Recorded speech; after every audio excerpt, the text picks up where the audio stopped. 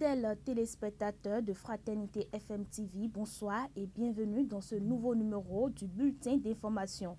Depuis quelques jours, nous observons sur nos routes un phénomène de brouillard qui complique la visibilité pour les conducteurs. Quelle conduite adopter dans ces conditions?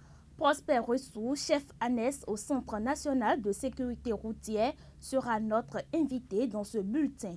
Par ailleurs, il ne sera plus obligatoire pour les usagers des services publics et privés au Bénin de présenter à la fois la carte nationale d'identité biométrique et le certificat d'identification personnelle pour accéder aux services. C'est une décision prise par le ministre de l'Intérieur et de la Sécurité publique, Alassane Seydou.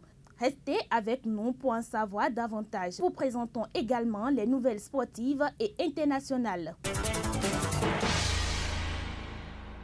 Bienvenue à toutes et à tous. En cette période d'harmattan, le brouillard, un phénomène naturel, est fréquent en matinée. Il se caractérise par de fines gouttelettes d'eau en suspension dans l'atmosphère, réduisant ainsi considérablement la visibilité au sol. Une visibilité limitée peut causer des accidents si les conducteurs ne prennent pas certaines précautions. Prosper Ressou nous explique les mesures de sécurité à adopter pendant cette période. La conduite en temps de brouillard se complique encore davantage parce que le brouillard se note au petit matin, vers les 3 heures jusqu'à 8 heures à des moments donnés. Le brouillard est un phénomène naturel produit par des fines gouttes d'eau. Donc ça empêche véritablement la visibilité. Donc les conducteurs en face de ce phénomène doivent faire très attention. C'est les essuie-glaces qui doivent être au point. Là, ça va permettre à l'usager qui se trouve en face du brouillard de balayer les fines gouttes d'eau qui vont tomber sur le pare-brise pour lui permettre de voir. Le second point, c'est qu'il doit allumer les anti-brouillards et les feux de croisement pour permettre à ceux qui viennent du devant de le voir et ceux qui sont derrière de le voir. Ça permet à l'usager de traverser quand même ce brouillard qui peut être opaque et de s'assurer que celui qui est devant le voit et que lui aussi il voit l'environnement routier, ceux qui viennent du devant. D'autre part, les usagers des services publics et privés au Bénin ne seront plus obligés de présenter les 2 documents d'identité, carte nationale biométrique et certificat d'identification personnelle pour la satisfaction de leurs requêtes. L'une ou l'autre de ces pièces est désormais suffisante. C'est ce qu'a précisé le ministre de l'Intérieur et de la Sécurité publique, Alassane Seydou, dans un communiqué en date du 31 octobre 2024. Ce rappel fait suite aux nombreuses plaintes de citoyens qui se voyaient réclamer les 2 documents pour accéder à certains services. Selon l'Agence nationale d'identification des personnes ANIP, les citoyens détenteurs du CIP peuvent l'utiliser librement pour bénéficier des services des entreprises publiques et privées. Passons à présent au domaine de l'éducation. Le volet transport sera bientôt inclus dans les services offerts aux étudiants par le Centre des œuvres universitaires et sociales de l'Université de Parakou, COUSPE. L'annonce a été faite par Hakim Yakoubou, chef du service hébergement, restauration et transport du COUSPE. Dès 2025, les étudiants résidant dans des quartiers éloignés de l'université verront leurs difficultés de transport réduites grâce à la mise en œuvre de ce service. Les procédures d'acquisition des bus et les itinéraires concernés ont déjà été choisis pour anticiper cette initiative.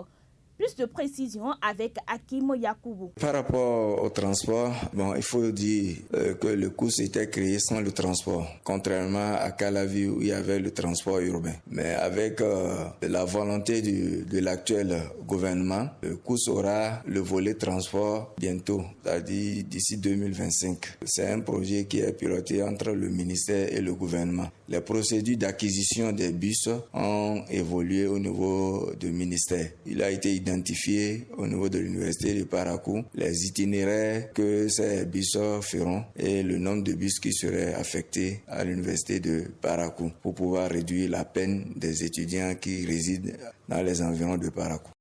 Pour la première année d'expérimentation, 4 itinéraires seront desservis. Les étudiants paieront un tarif forfaitaire pour profiter de ces services.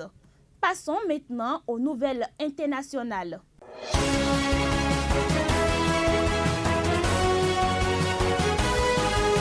Au Cameroun, le Rassemblement du peuple camerounais au pouvoir célèbre ce 6 novembre les 42 ans de l'accession de Paul Biya, 91 ans à la magistrature suprême. Plusieurs meetings et manifestations commémoratives sont prévus dans tout le pays. Cette année, le rendez-vous annuel revêt un goût de revanche pour les militants du RDPC. Après plus de 5 semaines d'absence, Paul Biya a fait un retour triomphal au Cameroun. Cette position a été encore exposée dans certains débats liés à la célébration de ses 42 ans de pouvoir. Malgré les appels de ses partisans, Paul Biya au pouvoir depuis le 6 novembre 1982 reste muet sur une éventuelle candidature pour un 9e mandat à la tête du Cameroun.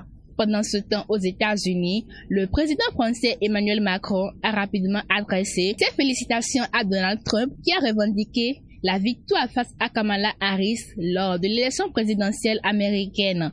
Dans un message publié sur X, Macron a exprimé son intention de continuer à travailler avec Trump, rappelant la coopération établie lors du premier mandat de l'ancien président. Il a évoqué une collaboration avec respect et ambition pour promouvoir la paix et la prospérité. Dans son discours, Trump s'est engagé à œuvrer pour la sécurité, la prospérité et un avenir meilleur pour les familles américaines.